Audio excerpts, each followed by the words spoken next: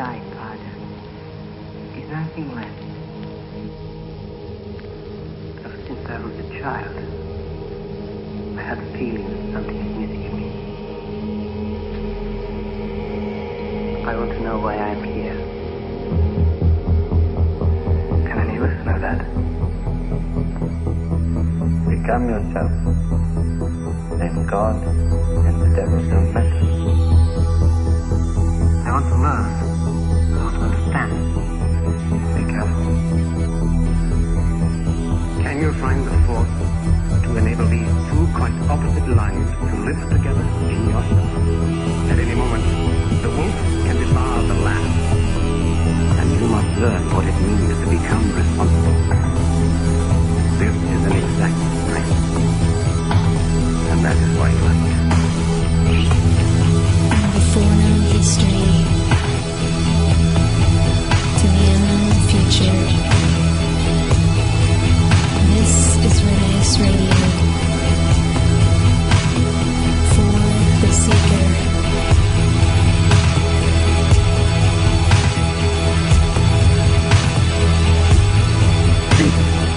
And know what. I must strive to know.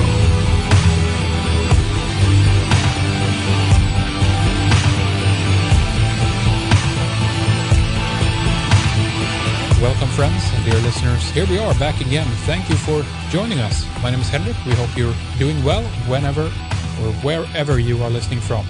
We are available worldwide through our website, redicecreations.com. That's where you can check out more of our previous radio programs, and you can, of course, stream or download whatever works for you. We also have TV episodes. You can sign up for our RSS feeds and our newsletter. We have tons of research material and, of course, a frequently updated news section, among many other things. Today with us is William Henry, an internationally renowned author and investigative mythologist. He's the author of 16 books and numerous DVD programs. William is recognized for his innovative interpretations, continual discoveries about ancient gateways, and human transformation. He joins us to discuss his newest book, The Judgment Day Device, a quest for the lost secrets of the throne of the Second Coming, the Ark of the Mahdi, and the Messiah's End Time Kit. He explains how conception of the Ark of the Covenant as a simple golden box is incomplete. We'll also discuss how, while Christians seek signs for Jesus' second coming, the Jews await the Messiah, and the Muslims await the 12th Imam, or the Mahdi. A powerful device with an unearthly power is awaiting to be discovered by one of them. Stay with us to find out more. All right, welcome back, William. Thanks for returning to the program. First of all, it's always exciting to have you with us talking about your work, so welcome back. It's a pleasure to be here, Henrik. Thank you for having me. You bet. So, in your latest book, The Judgment Day Device, a very interesting read, by the way. You tied together a lot of interesting threads that I'm eager to discuss with you in more detail here as we go through the day here. But let's set the stage for our audience first and talk about, I guess, what we could call one of the main components of the Judgment Day Device, the Ark of the Covenant, a symbol and or actually an actual item, a device that you've returned to, of course, in many times in your work, William. But tell us, in your view, what the Ark actually is and how it differs from the traditional view. Great question. The Ark of the Covenant, as most people know, and I had an interest, as you mentioned, in the Ark for at least a couple of decades now, going back all the way to Graham Hancock's wonderful book, The Sign and the Seal, back in the early 90s, following the trail that he blazed, taking us to Ethiopia as a possible resting place for this box or container. Then we went through the Lawrence Gardner years with the Lost Secrets of the Sacred Ark, and we're starting to talk about the Ark in a little bit different perspective, still focusing on it as a golden box or a container, one that in Gardner's case has some extraordinary supernatural capabilities. But what really got me going on it is I had heard back in 2012, early 2012, that the Islamic faction, a faction of Islam called the Shia, were looking for the Ark of the Covenant because they proposed it was going to be part of the fulfillment of their messianic prophecy of the return of the 12th Imam, the hidden Imam, who is called the Mahdi. And I was shocked to learn that Islam had an Ark of the Covenant tradition, because none of the best-selling books ever mentioned anything like that. And so I thought that was really, really powerful, and just started pulling on the thread of it. And as I started getting deeper into the Ark of the Covenant research, I realized that there's basically two takes on what the Ark is among specialists in Israelite symbolism. The first perspective is, as I've mentioned, the Ark is considered a simple golden box made by a craftsman at the base of Mount Sinai to house the Ten Commandments. And that's what most people know or think of when they think of the Ark of the Covenant. But what they don't realize is that there are other components that are in the Ark as well. There's the rod of Aaron, or the rod of enlightenment. There's the flask of manna, this very mysterious star food or celestial substance. And there's this container or jar that contains a sacred oil that can transform a human into an angel on contact. And so I started working with those basic pieces, and that led me to the second perspective on what the Ark is.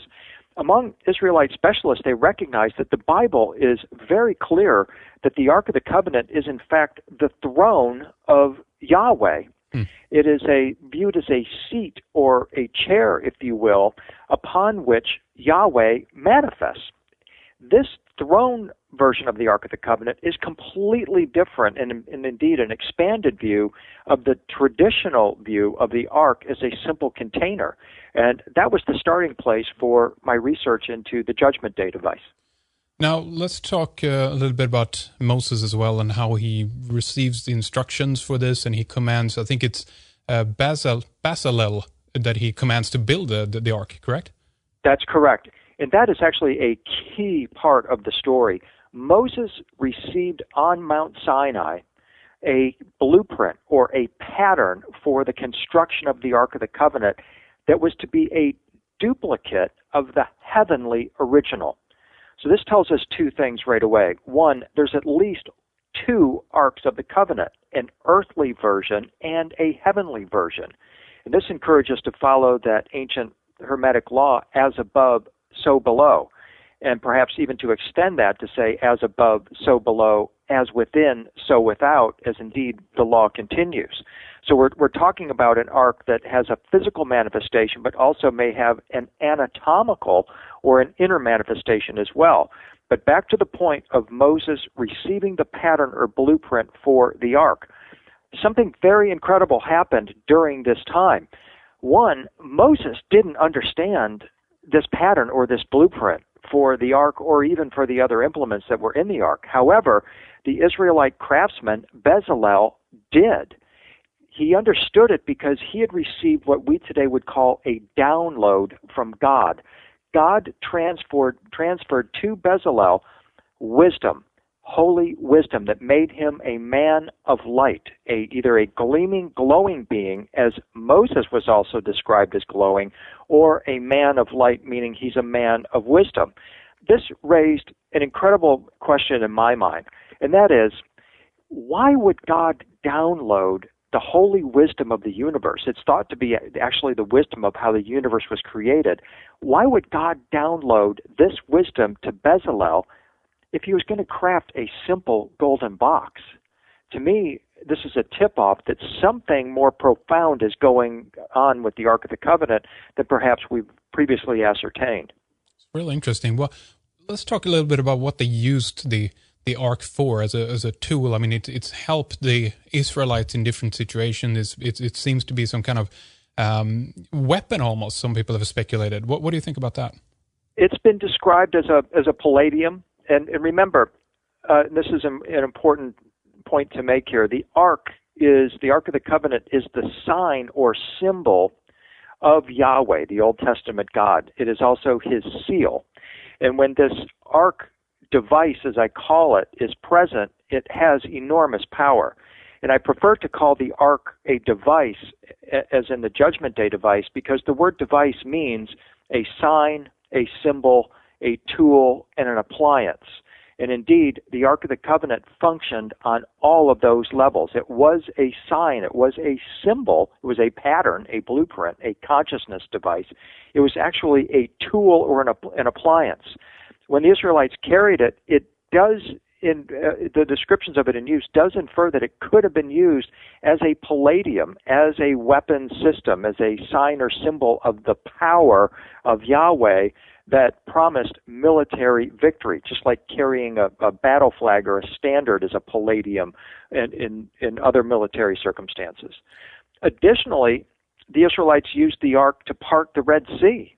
Yeah. That's an incredible feat. I mean, what are you talking about there? I mean, that this ark has the power of manipulating matter, of causing a sea to part. What are we talking about there? Are we talking about, again, following the as above, so below law? Are we talking about the earthly sea, the earthly Red Sea, or are we talking about a heavenly sea, as in opening up a hole in the fabric of space-time through which a person could cross over the heavenly ocean or the cosmic ocean?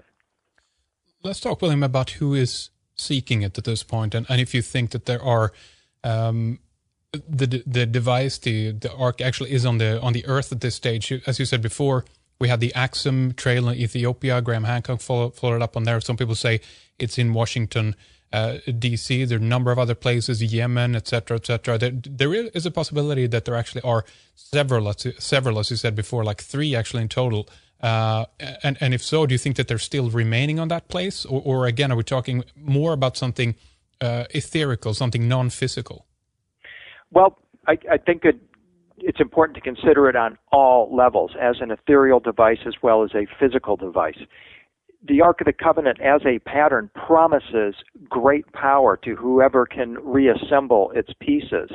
And if we're looking for the Ark of the Covenant out here in, say, Ethiopia or the U.S. Capitol or some of these other places mentioned, then we're looking for a physical device. But what has to be factored in always is that the Ark is a symbol for higher consciousness.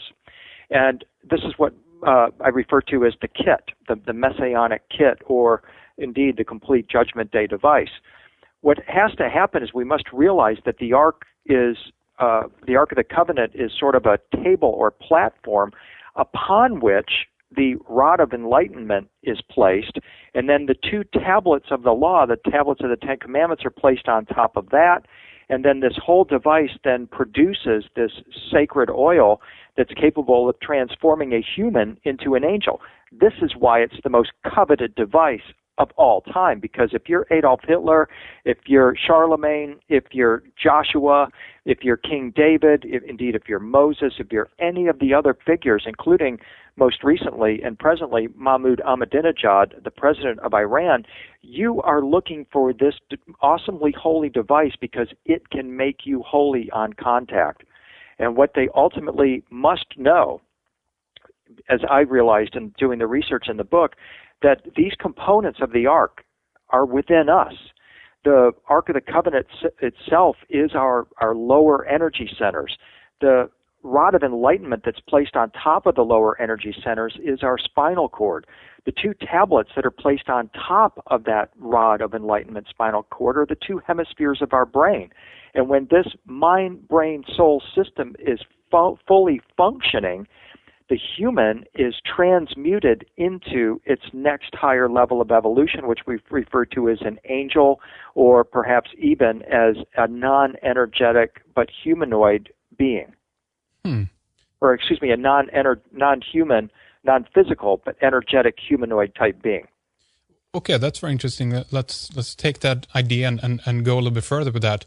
If we talk about the mercy seat of the actual Ark of the Covenant, where the wings of the 2 cherubim meet above the kind of the golden box, if you will, this is where it's said, or between the space is where Yahweh appears, pretty much. This is like a spiritual manifestation, or even a physical manifestation of something spiritual. Or do you think we're talking about Yahweh as the as a soul, as the spirit? Then, if the Ark actually is a component of your body, or what is Yahweh here that is manifesting right in between here in the Ark?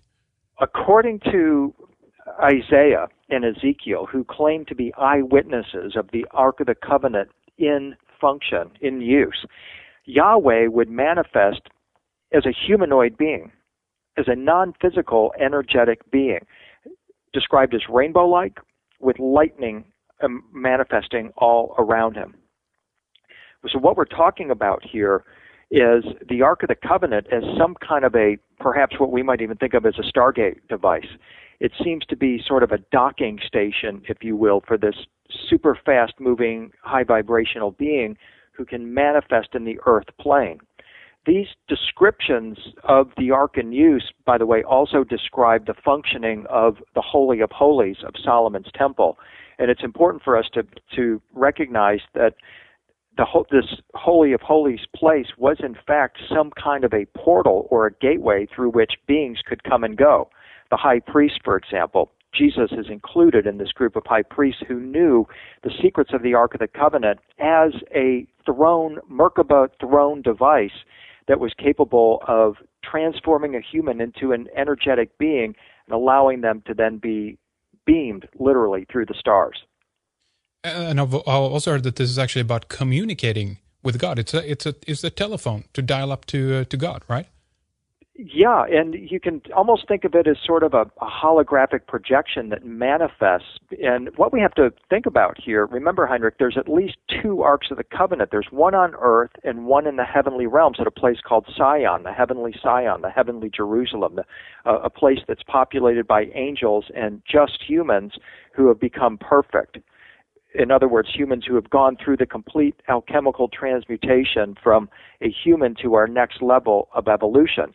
And this is where I get the idea that the Ark may in fact be some kind of a docking station, or as you're describing here, sort of a telephone connection. There's one of these in the heavenly Sion, and there's one in the earthly Sion. And when Yahweh wants to communicate, he does so through this device, but not only can he communicate as in a telephone, but he can also, it appears, teleport through this device and manifest physically. And so there's a sender and a receiver, pretty much, as you said. And again, we're back to that idea of it's channeling some kind of energy, a spirit. There seems to be a lot of different things that can manifest. Some people have said that actually it's an early machine for housing electricity, like it's a battery, but because you have an arc of electricity, right? So between the wings of the cherubim, that's actually where the sparks meet, if you know what I mean, William. Yeah, exactly. And that spot between the wings of the cherubim is clearly described as a portal because, again, it is between those wings that Yahweh would manifest. And in fact, in the book, I show quite a number of examples of art throughout time showing the Ark with the two cherubim on either side.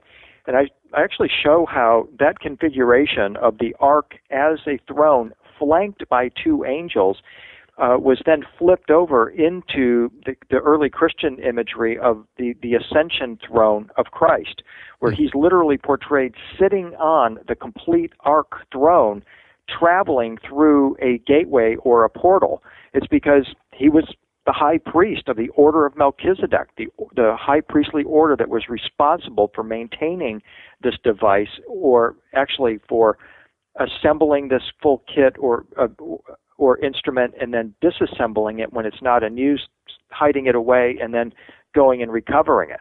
And it would have been at the rebuilt Solomon's Temple in Jerusalem where all of this would have been last reassembled and utilized. And remind me if I have this right, but wasn't that the Ebionites that actually were involved in this task, the poor ones? I've heard them referred to as before. That's right. The Ebionites, the poor ones, they're the followers of Jesus' brother James.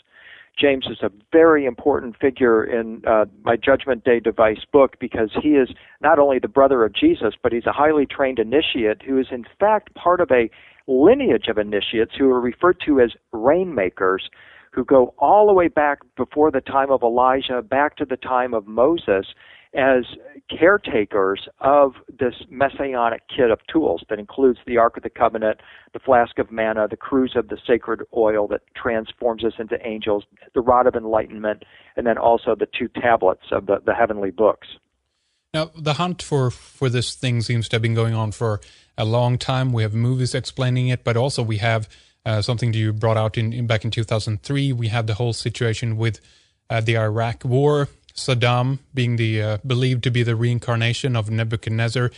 Now we have Iran. What's going on here? Let's kind of detail this a little bit and where you think that what this might lead to if either side here, as you said before, we have three different sides Judaism, Christianity, and Islam, they kind of want to get their hands on this. What would happen if one of the sides get their hands on it, William? Well, that's the ultimate question. What would Mahmud Ahmadinejad do, for example, if he recovered the Ark of the Covenant? As I mentioned, Ahmadinejad believes that he is here to introduce the Islamic Messiah, the Mahdi, who is symbolized by the Ark of the Covenant. This according to the Quran. And the Quran makes clear that when the Mahdi appears, he will bear the Ark of the Covenant as his sign and his seal, his symbol, and it will be taken to Jerusalem, where the Mahdi will be installed as sort of the new global Messiah, at least in Islam's point of view. And Islam will become the sole world religion. Now, this is really powerful stuff because, first of all, most people believe the Ark of the Covenant is a Jewish relic. It's not. They believe that it's the sole property of the Jews. It's not. It actually, according to Islam and other ancient texts, had a prehistory before the time of the Israelites, and certainly before the time of the Jews.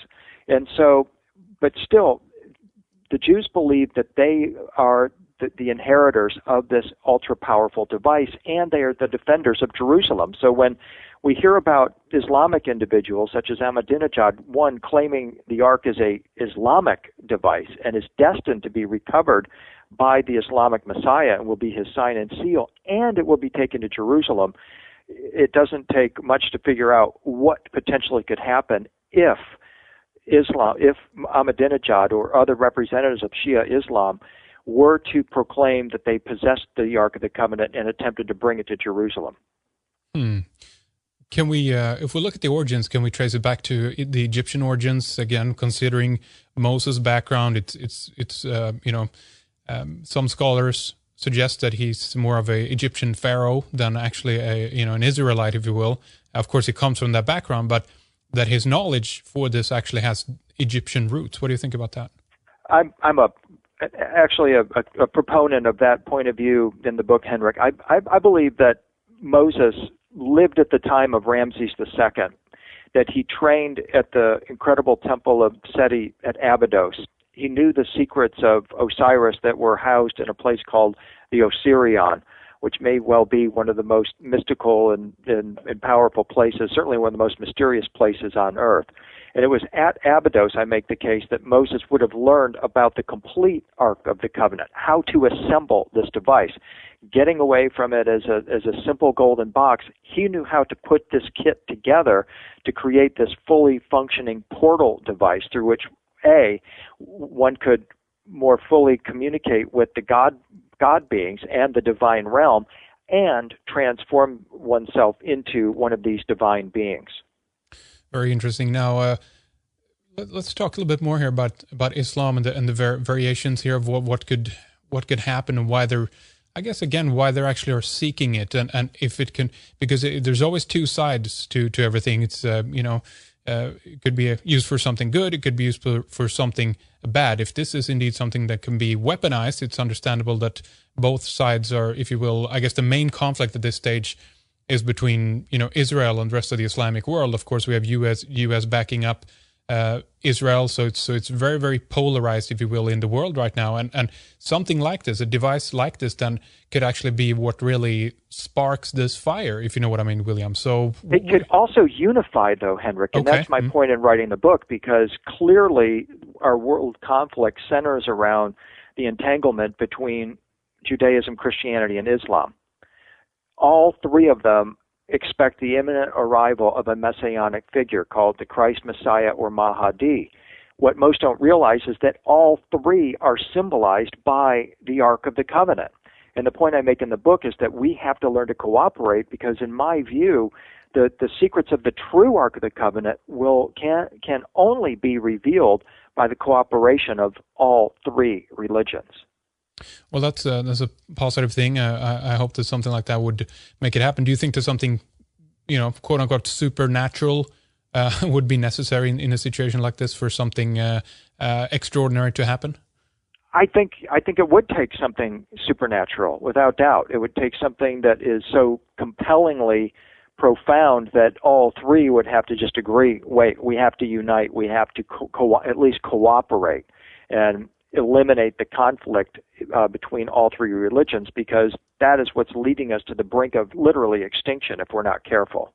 If we look at the word Armageddon, it means Har Medigo, which is the mountain Medigo, but this has been, turned into something else, basically, that it's an end time battle that's going to occur there, and this is something we do associate with Judgment Day. But what do you mean when you emphasize the word judgment, William? Well, Judgment Day is the end times in all three traditions. And the word judgment means to align, to balance, as well as to weigh or measure. And that's what I mean when I talk about the Judgment Day device. In addition to that, I call it the Judgment Day device because the revelation of this incredibly supernatural device and the sacred science behind it will be Judgment Day for the present world order, because chances are we're talking about a free energy device, or at least free energy science, we're talking about a Stargate device, we're talking about a sacred science and technology that can change our world in the blink of an eye, and it brings Judgment Day to the present world order. It ends it.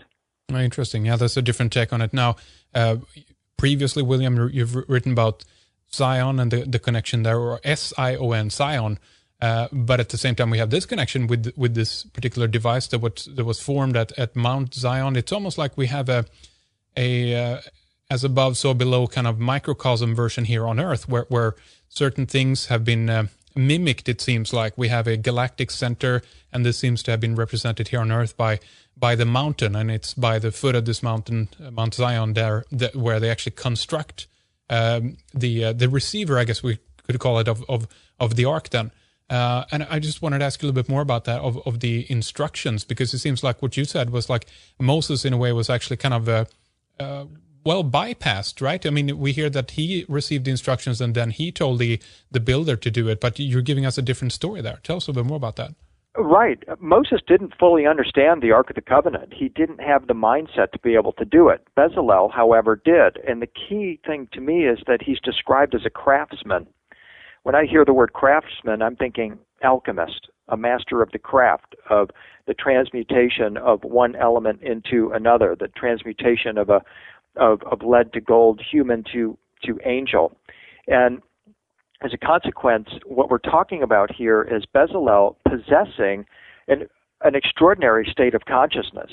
And as I probed into this further, I found that there's in fact good evidence throughout the literary tradition that it requires an advanced human consciousness in order to operate the Ark. You're not going to get within 10 miles of it unless you are a little bit higher up the evolutionary ladder than most of the people actually that throughout time that we know have sought it. This is because your Charlemagnes, your Hitlers, people like that, while they are interested in supernatural power and magical power, they are not advanced beings consciously speaking or consciousness speaking. And that is a key component to activating the Ark of the Covenant, as well as ultimately being able to assemble it. Do you think that this is something, well, let's say Netanyahu or Ahmadinejad would actually be able to pull off?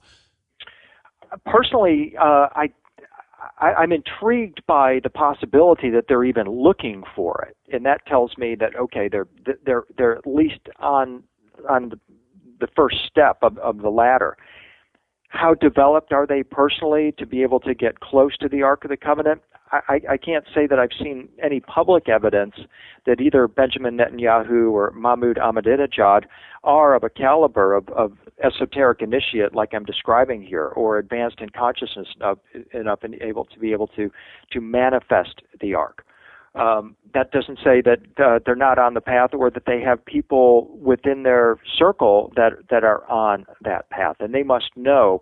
I mean, here's my take, Henrik. Mm-hmm. I've been doing this research for 25 years now, and it's led me to these conclusions about the Ark, which again I've documented in the book and backed up with literary as well as artistic traditions that say this is what we're actually talking about with the Ark, is this super advanced consciousness device. So if I've come to these conclusions doing research as an individual with limited resources, what did Saddam Hussein, as you mentioned, learn about it with the Right. unlimited resources and the ability to access certain sites? I mean, Saddam Hussein believed, as you noted, that he was the reincarnated biblical king Nebuchadnezzar, the last person, according to the Bible, to possess the Ark of the Covenant. And people who have profiled Saddam, as have I, believe that Saddam absolutely knew he was Nebuchadnezzar. He certainly believed it and knew it, and he was out to outdo what he had done in his previous life. He must have been seeking the Ark. I can't say if he was successful in retrieving it, but I know that he was certainly on the path towards recovering it.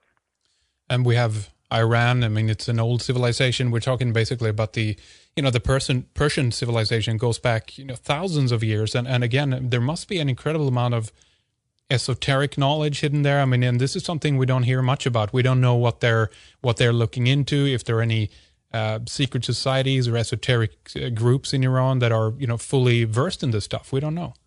Right. And my feeling is that if you're looking for the Ark as a simple golden box, you're not looking for the complete device. But I'm convinced that Ahmadinejad, Saddam, maybe even Netanyahu, do have awareness that the Ark has these elements or pieces that must be assembled, and it requires an advanced consciousness in order to do so.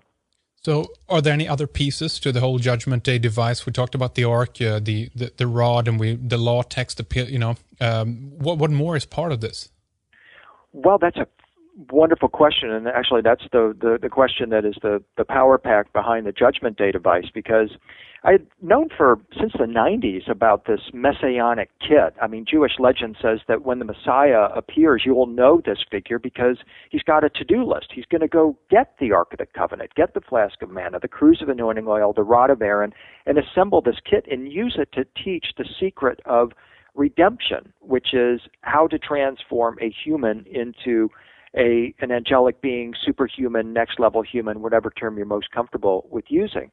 So I knew about these pieces for a long time, and then at the end of my book, The Secret of Sion, I began working with these really strange, to me at that time, Russian Last Judgment images. These were images that were created in the 14th through 16th century, and they show this amazing imagery of Christ enthroned in the heavenly Sion. And they show several zones or tiers in these paintings that indicate levels of vibrations or levels of existence.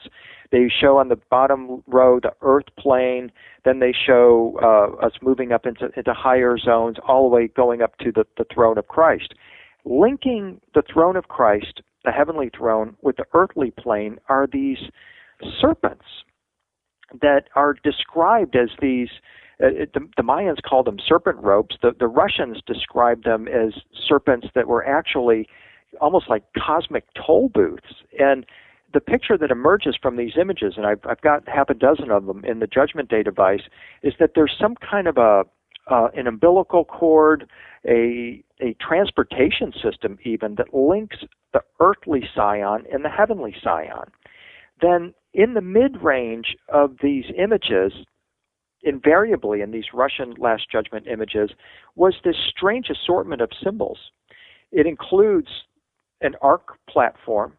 It includes the cross or the tree of life attached to the ark. There's a book. There's very often a footstool. There's a flask containing the sacred oil. And there are other implements, including a robe of light. And as I started researching that symbolism, I said, wait a minute, that looks like that's the fully assembled Ark of the Covenant. That's the Ark with the footstool, which is referred to as the footstool of God. There's the flask of sacred oil that we've been talking about. There's the rod or the tree of life.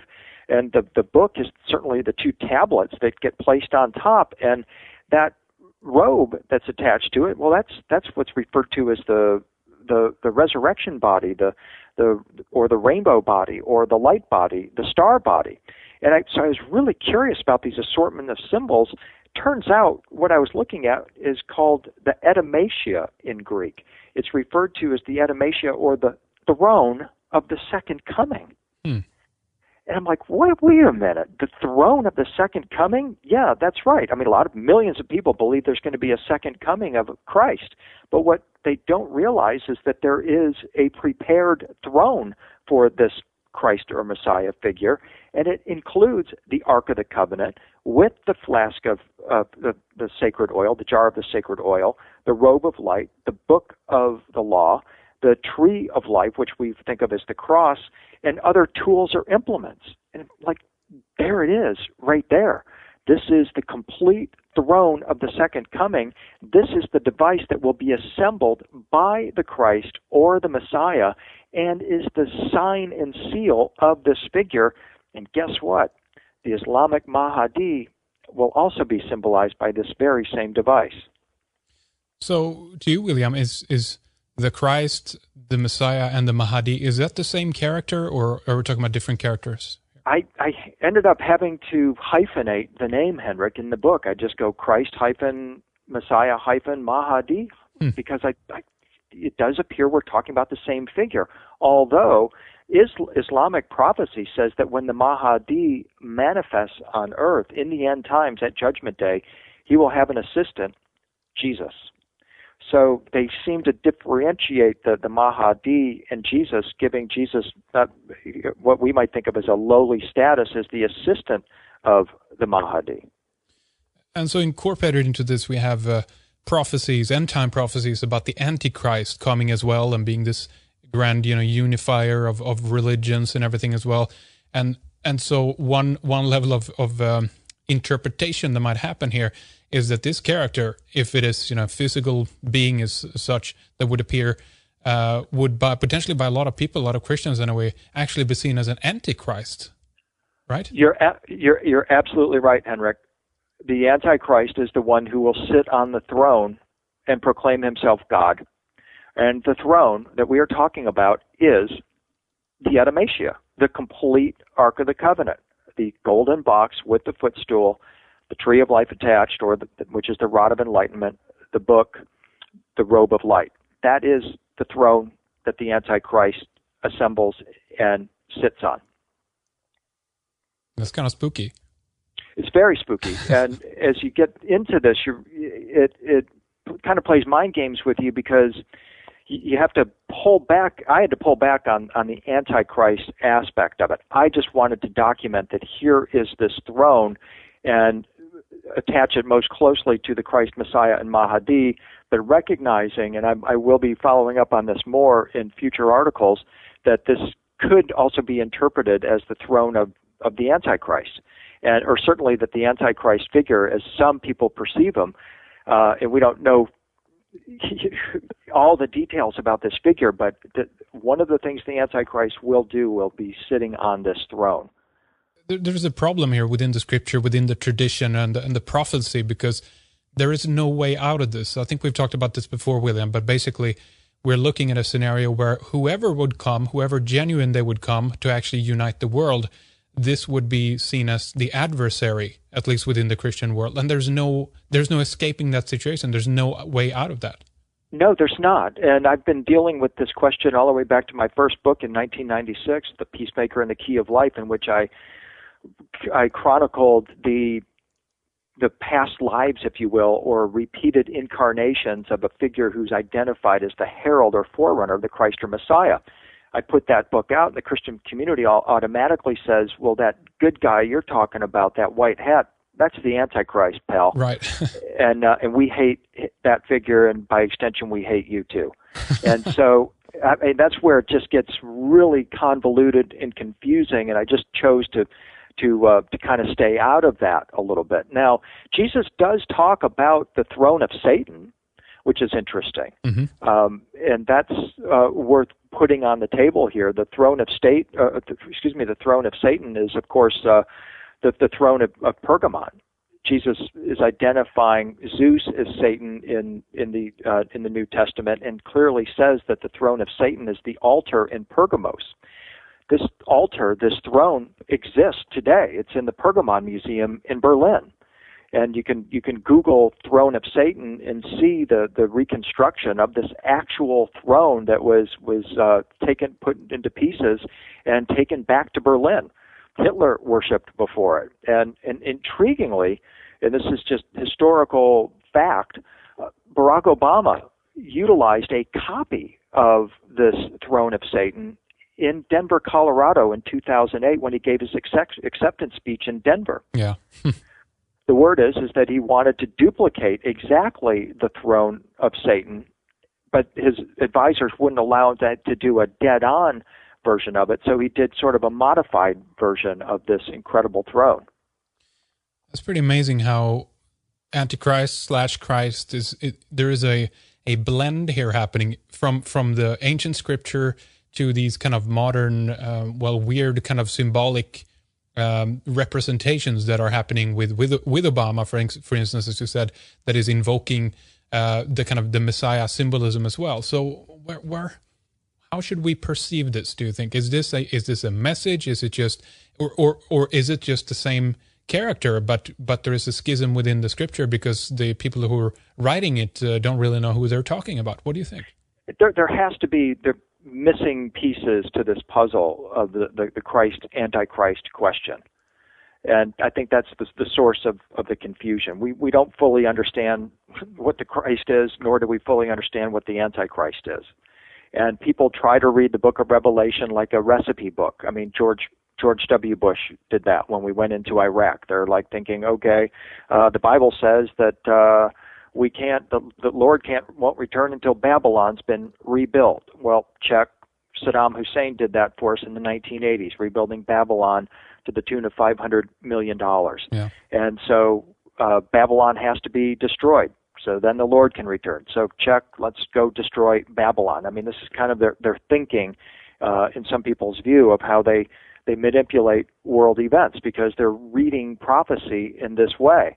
And people have picked up on this with President Obama going back to 2008. He used the messianic symbolism in his New Dawn or New Day logo.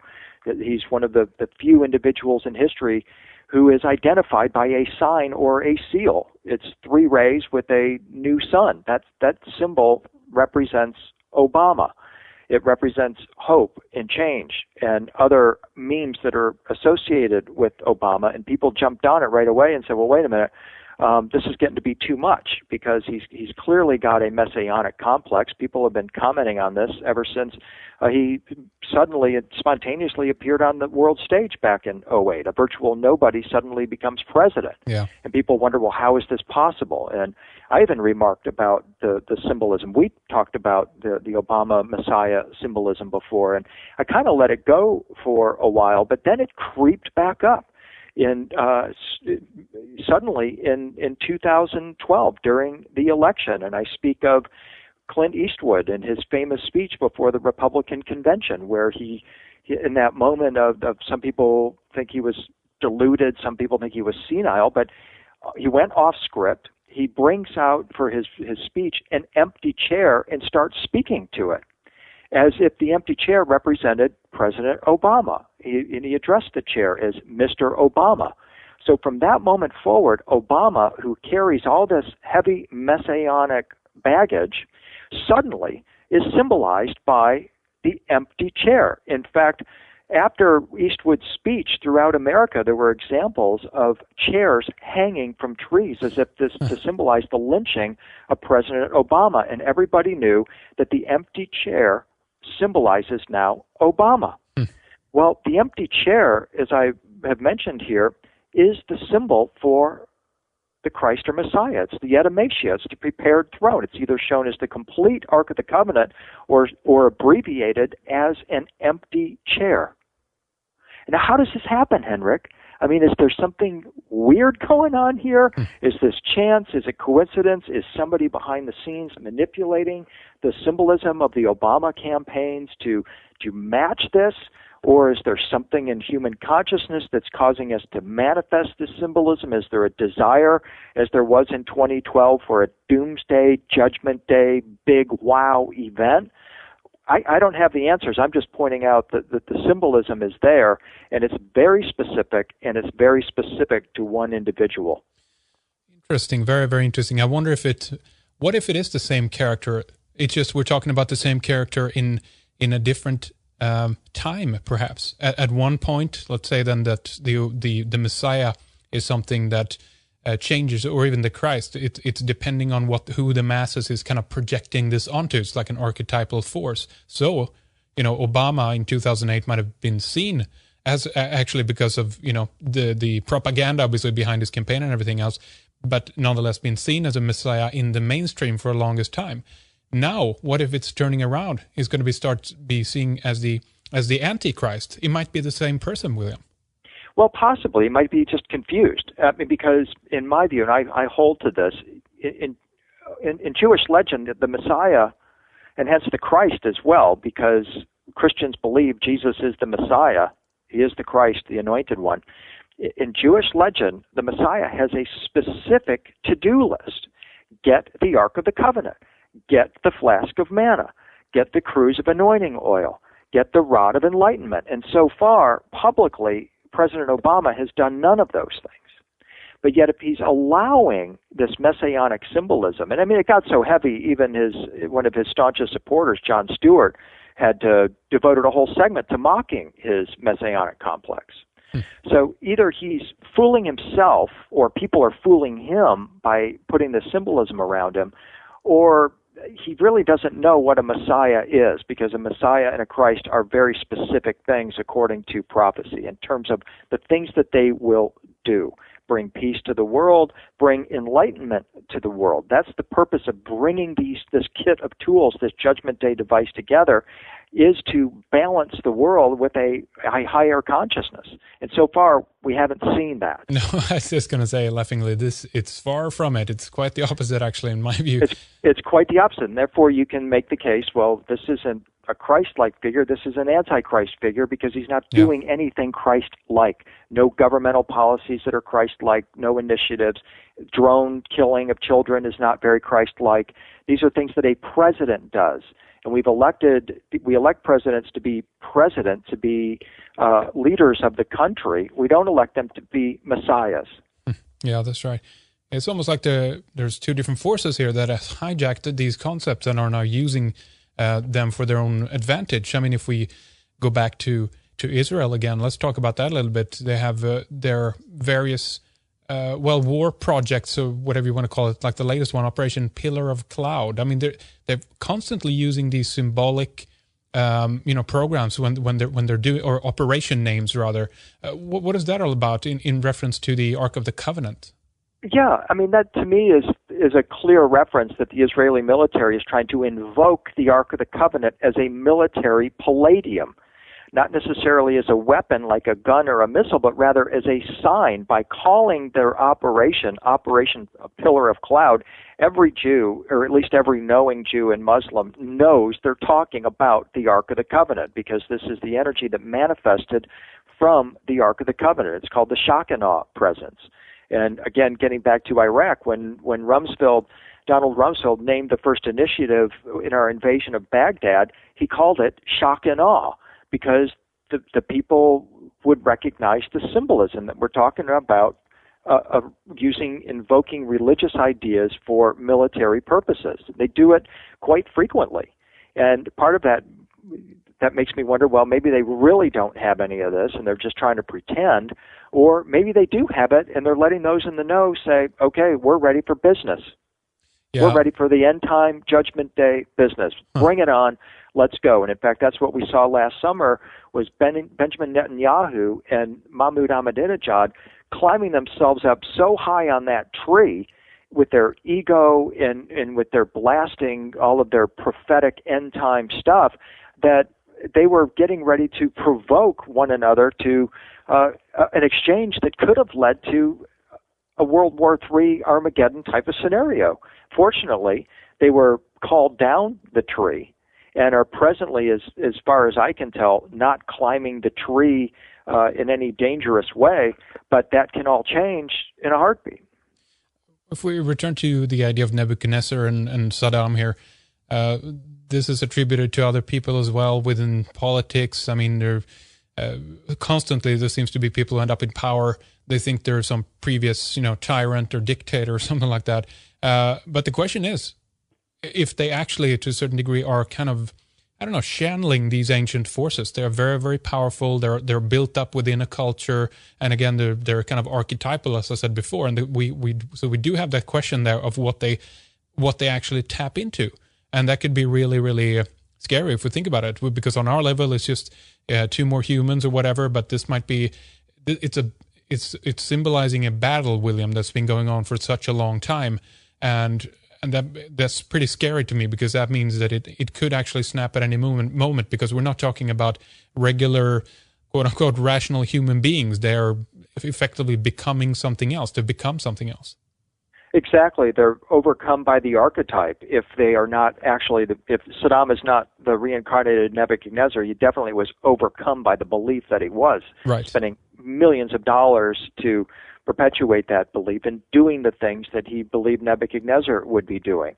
And on your question, I was in Bath, England back in November, and I had a chance to talk some of this over with Graham Hancock, who, by the way, is also following very closely the Ahmadinejad quest for the Ark of the Covenant story. And I asked him, I said, Graham, when you wrote Signing the Seal back in 91, 92, did you have any possible conception that it could be front and center in world events in 2012, 2013? I said, would you believe that? He said, no way. I mean, it just was not even in his thinking. But here it is. Clearly, we're coming into a season again where the Ark of the Covenant could be brought front and center into our culture. And this is why I felt an urgency to write the book, because my feeling was, well, if Bibi Netanyahu or Ahmadinejad bring out some made in China golden box and say this is the Ark of the Covenant, we'll know for sure that they're fakes. Right. Because that's not the Ark of the Covenant. That's one possible component of it. It's kind of like bringing out a keyboard and saying this is the computer. Yeah, well, you left out the computer part of it. Do you think they would... well, you're talking about basically, well, they might not even be faking it at that point, but you're talking about something that they're literally kind of digging out of the earth and like, look what we found in our area, whatever. Yeah, exactly. Oh, look what we found. It was just where Muhammad said to look for it, over here in Antioch. And oh, what do you know? Here's this messianic figure, the Mahdi. Now we'll proclaim Islam the sole world religion. If you don't submit, we've got a one-way pass to heaven for you. So this is also, it's psychological warfare on top of it. It's religious, but it's very much psychological. It's total psychological warfare, absolutely. Because, I mean, gosh, look what happens in the Islamic world when you even when you put out a cartoon of Muhammad. Yeah. I mean, if let's say there's a conspiracy among, let's say, a Judeo-Christian conspiracy to say, oh, we've got the Ark of the Covenant, we're going to march it into Jerusalem. Well, Shia Muslims are not going to greet that with open arms, because it's their Messiah that's supposed to do that. So by invoking this symbolism and aiming it at the Islamic world, it's inflammatory to them, and that's where the psychological warfare component comes in. What do you think would happen if we saw that from the opposite camp? The Islamic world community came forward and said, the Mahdi is here, and they would reveal an ark. It depends. If they do that in Mecca, it probably would have one outcome. If they attempted to do that in Jerusalem, it would be World War III. Seriously. Yeah. I mean, that is not going to happen, although Islam insists that the Mahdi will bring the ark to Jerusalem.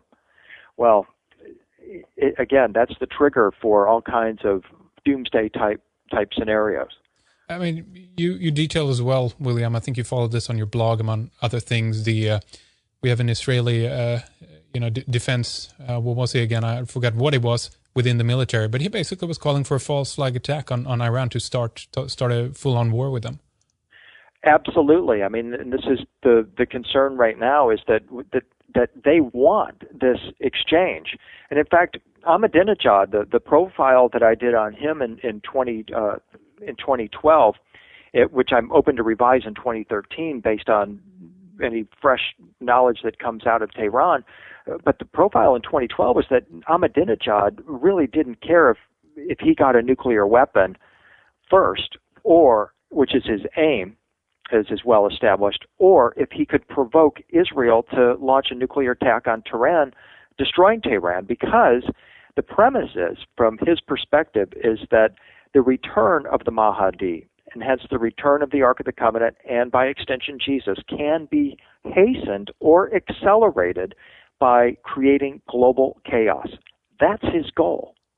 And so if that chaos is caused by him dropping a nuke on Jerusalem or provoking the U.S. or Israel to attacking Tehran, even with a nuclear exchange or not, he's accomplished his goal, because such a confrontation would create enormous risk for the global economy, probably collapsing it, further accentuating the chaos, and would certainly cut off oil supplies, which also has deep impact. There's lots of ramifications that we're talking about here that all go towards his ultimate goal of creating chaos to hasten the arrival of this figure. And all the while that he's making these statements, he's then in September 26th, which happened to be Yom Kippur, the Day of Atonement, the one day when the Jewish high priest would enter the most holy place and see the Ark of the Covenant and communicate with Yahweh. On that day in 2012, Mahmoud Ahmadinejad is addressing the UN, calling for a new and perfect humanity and a new age of resurrection, and an age in which everybody loves one another and we have respect for the earth and for one another. And so you clearly get the picture that this guy's talking out of both sides of his mouth here. Oh, yeah, indeed. Well, that's interesting. And I mean, it goes back to the what's it called? I think it was called the Yom Kippur War back in '73, and so everything is timely like this. It's set according to the religious calendar when these countries choose to invade and stuff like that. Exactly.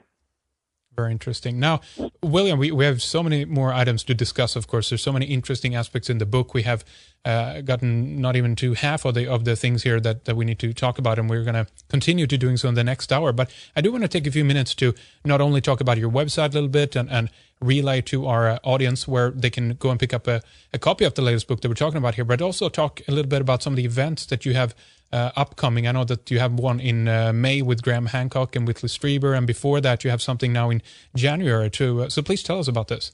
Yes, thank you, Henrik. The book, The Judgment Day Device, which is subtitled Lost Secrets of the Throne of the Second Coming, the Ark of the Mahdi, and the Messiah's End Time Kit. You can get the book at williamhenry.net. It's an 8.5 by 11 book, full color, with a couple hundred or more color paintings, many of them photographs I've taken in my quest for these secrets. It's also available in a PDF format on a CD that you can also get from williamhenry.net.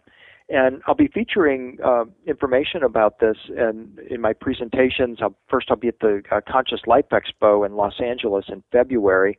Very much looking forward to that event. And then on into the spring, I have the Path of Souls here in Nashville, which is April 20th and 21st, which is more about assembling the Ascension Kit within ourselves. How do we activate our own consciousness and assemble our own Judgment Day device within ourselves, our own Ascension Kit?